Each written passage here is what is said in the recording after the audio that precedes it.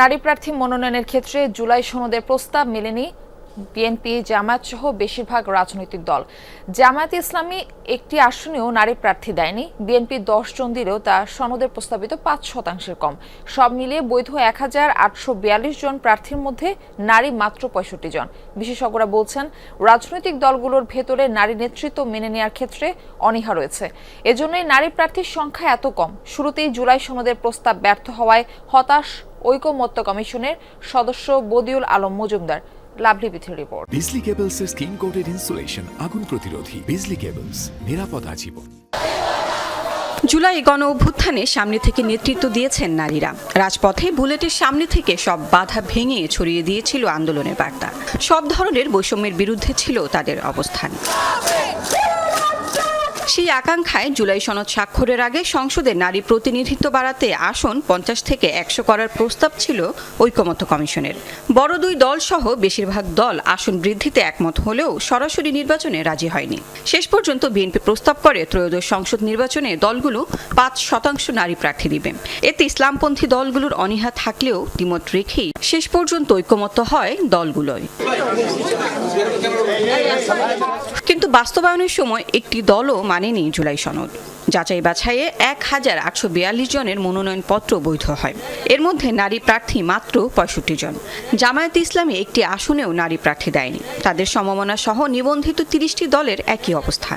আর BNP 10 জন নারী প্রার্থী দিলেও তাদের প্রস্তাবিত 5% কম, 3.4%। এর বাইরে জাতীয় পার্টি ও বাসদ মার্ক্সবাদী 9 জন করে প্রার্থী দিয়েছে। জুলাই অভ্যুত্থানের তরুণদের গড়া দল এনসিপি দিয়েছে 3 জনকে। অন্য দলগুলোর মধ্যে সে সংখ্যা 1 থেকে 6। প্রত্যেকটা দলই চেষ্টা করেছে যে আমরা দেখেছি নারীদেরকে মনোনয়ন দেওয়ার, কিন্তু শুধুমাত্র আমরা দেখেছি কয়েকটি দল তারা একজনও নারী প্রার্থী মনোনয়ন দেয় নাই। এইটা আমরা মনে করি যে এটা অবশ্যই খুবই দুঃখজনক। প্রশাসনের কাছে সহযোগিতা চাই, আমার শেরপুরের সর্বসাধারণ কাছে সহযোগিতা চাই, কারণ আমরা নারীরা যতই সামনে আসার চেষ্টা করি না কেন, সমাজ আমাদেরকে নানাভাবে বাধা দেয়। অফিস আদালত যেমন কাজ করে, আমরা সংসারে যেমন কাজ করি, তেমন রাজনীতির ক্ষেত্রে আমরা অনেকাংশে এগিয়ে যাব। দলগুলো নারী প্রার্থীর ক্ষেত্রে জুলাই সনদের প্রস্তাব আমলে না নেয় হতাশ ঐকমত্য কমিশনের সদস্য ও বিশেষজ্ঞরা। তাদের মতে বাংলাদেশের নির্বাচন নারী বান্ধব নয়।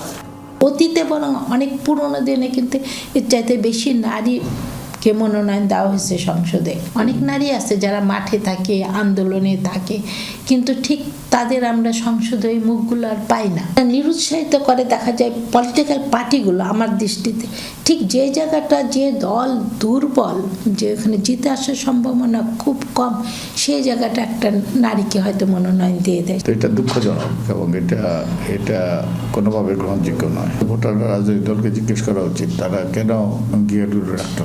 এই প্রস্তাবিত তারা যদি সিদ্ধান্ত নেয় তাহলে রাজনৈতিক দলগুলো তাদের অঙ্গীকার রক্ষা করতে তারা আরো যত্নবান হবে।